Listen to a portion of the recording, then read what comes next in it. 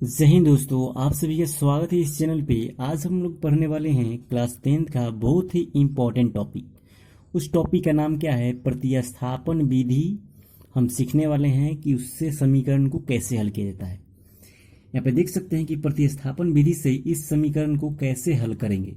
यहाँ पे बहुत ही शानदार कंसेप्ट समझने वाले हैं। तो अगर आप चैनल पर नए हो तो चैनल को प्लीज़ सब्सक्राइब कर लीजिएगा, वीडियो को लाइक कर दीजिएगा। तो चलिए वीडियो को हम स्टार्ट करते हैं। देखिए यहाँ पे आपको समीकरण दिया है 7x माइनस 15y बराबर 2 और दूसरा समीकरण दिया है x plus 2y equal to 3। आपको क्या करना है, जब भी ऐसा समीकरण दे आपको समीकरण ए का समीकरण 2 मान लेना है। हम पहले ऑलरेडी लिख चुके हैं। यहाँ पे समीकरण 1 और समीकरण 2 मान लेना है। अब आपको क्या करना होता है कि समीकरण 1 और समीकरण 2 को ध्यानपूर्वक देखिए कि समीकरण 1 में अंकों की संख्या अधिक है कि समीकरण 2 में अंकों की संख्या अधिक है। तो जैसा कि आप देख सकते हैं कि समीकरण 1 में 7, 15, 2 है, मतलब इसमें अंकों की संख्या क्या है? 7, 15, 2 है। और समीकरण 2 में देख सकते हैं कि 1, 2, 3 है। किसमें ज़्यादा बड़ा बड़ा अंक है? तो आप बोलेंगे कि समीकरण 1 में बड़ा बड़ा अंक है और समीकरण 2 में छोटा छोटा अंक है। तो आप चाहें तो समीकरण यहाँ पे 1 को भी लेकर हल कर सकते हैं या 2 को भी। हम यहाँ पे 2 को लेकर हल करेंगे। क्यों करेंगे? क्योंकि इसमें छोटे छोटे क्या है? अंक है। इसको लेकर हल करेंगे तो हमको आसानी से हल इसको कर पाएंगे। इसको अगर समीकरण 1 को लेंगे तो इसमें बड़ा बड़ा अंक है, तो इसको कैलकुलेशन करने में हमको मुश्किल होगी। इसीलिए समीकरण 2 को लेकर हल करेंगे। तो यहाँ पे समीकरण 2 को हल करने पर ऑलरेडी हम लिख चुके हैं। अब आप समीकरण 2 को लिख दीजिए। यहाँ पे x plus 2y equal to 3। अब आपको क्या करना होता है? अब आपको यहाँ से क्या करना है? प्रतिस्थापन विधि समीकरण को हल करना है। तो प्रतिस्थापन का मतलब होता है अलग कर देना। क्या कर देना? अलग कर देना है। तो आपको क्या करना है? यहाँ से आपको x का मान निकालना है, नहीं तो y का मान निकालना है। x का मान निकालिए, नहीं तो y का मान निकालिए।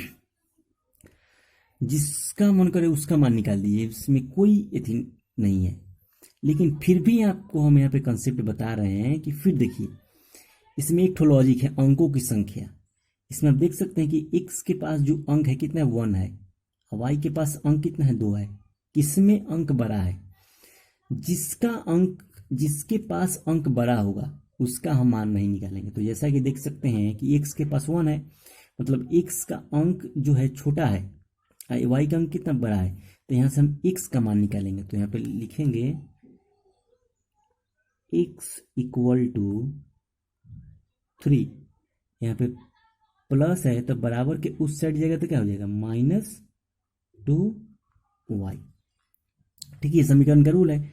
अगर प्लस हो या माइनस हो, प्लस हो तो बराबर के उस साइड जाएगा तो माइनस हो जाएगा, और माइनस होगा तो बराबर के उस साइड जाएगा तो प्लस होगा। तो यहाँ पे प्लस है तो बराबर के उस साइड गया तो क्या होगा? माइनस हो गया।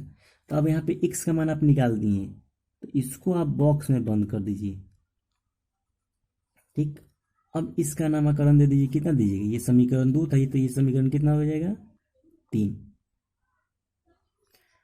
अब हम क्या करेंगे, ये जो x का हम लोग मान निकाले हैं, क्या लिखेंगे? यहाँ पे लिखेंगे कि x का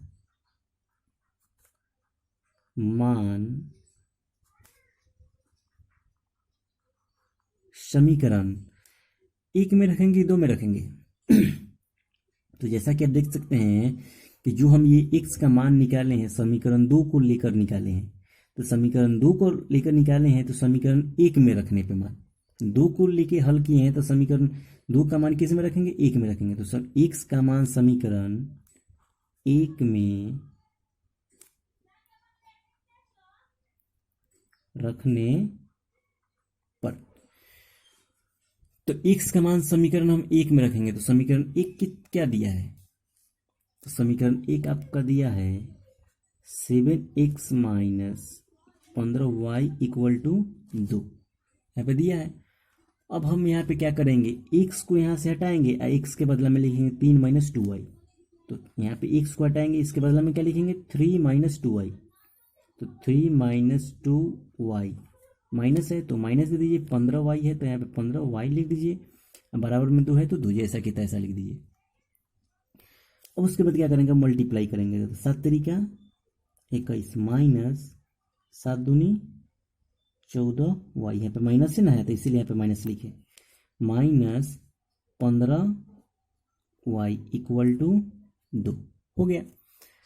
अब आपको क्या करना है, यहाँ पे 21 लिख दीजिए। देखिए -14y या -15y माइनस कितना हो जाएगा 29y, क्योंकि ये भी माइनस में ये भी माइनस है तो दोनों को जोड़ के माइनस लगा देंगे बराबर 2। ठीक, उसके बाद आपको क्या करना है, यहाँ पे हम चिन्ह खींच देते हैं लाइनिंग। अब आपको यहाँ से y का मान निकाल लेना है तो 21 को क्या भेजिएगा, बराबर के उस साइड भेज दीजिए। तो आपको यहाँ पे क्या मिलेगा, आपको यहाँ पे मिलेगा -29y इक्वल टू 2 माइनस 21 हो जाएगा। ठीक, तो ये आपका हो जाएगा -29y बराबर 2 में से 19 जाएगा, 2 में से 21 जाएगा -19 हो जाएगा।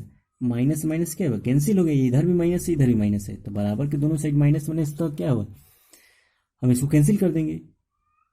तो आपको मिला 29y इक्वल टू 19, तो y इक्वल टू क्या हो जाएगा 19/29, ये y का मान निकल गया। ठीक, अब यहाँ पे फिर हम लिखेंगे कि y का मान समीकरण किस में रखेंगे, तो y का मान समीकरण किस में रखेंगे, 3 में रखेंगे, क्योंकि यहाँ पे x का मान ऑलरेडी निकाल चुका है, मैंने रेडीमेड आपका ये है, बस इसमें कि सिर्फ y का मान पुट कर देना है। समीकरण 3 में रखने पर आपके मन में प्रश्न उठ रहा होगा कि हम 1 2 में रख सकते हैं कि नहीं। आप 1 में भी रख सकते हैं, 2 में भी रख सकते हैं, किसी में भी रख सकते हैं, उसका मान उतना ही आएगा। लेकिन यहाँ पे हम ऑलरेडी x का मान निकाल चुके हैं तो इसमें रखिएगा तो आपको सुविधा मिलेगी, आसानी से आप मान निकाल पाइएगा। तो इसीलिए y का मान समीकरण 3 में रखेंगे। तो y का मान समीकरण 3 क्या है, x equal to 3 minus 2y, तो x इक्वल टू 3 माइनस 2, और y का मान अब क्या रखेंगे 19/29 इंटू 19/29, तो x इक्वल टू 3 माइनस 19 दूना कितना हो जाएगा ये 38/29। अब एलसीएम निकाल के बना दीजिए, तो a का 29 का एलसीएम कितना होगा 29 हो जाएगा। तो 29 में कितना हो जाता है 87 माइनस 38, जब घटाइएगा तो कितना मिलेगा आपको, 17 में से हट जाएगा 9, यहाँ पे बचा 49/29।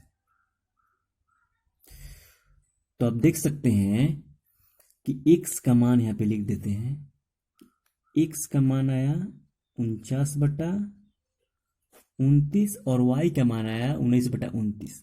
ये था आपका प्रतिस्थापन विधि से समीकरण को कैसे हल करते हैं। तो अगर ये वीडियो आपको अच्छा लगा हो तो प्लीज़ हमारे चैनल को सब्सक्राइब कर लीजिएगा और वीडियो को लाइक कर दीजिएगा। और नेक्स्ट वीडियो में हम बताएंगे कि विलोपन विधि से समीकरण को कैसे हल किया जाता है। ठीक, तो जय हिंद जय भारत।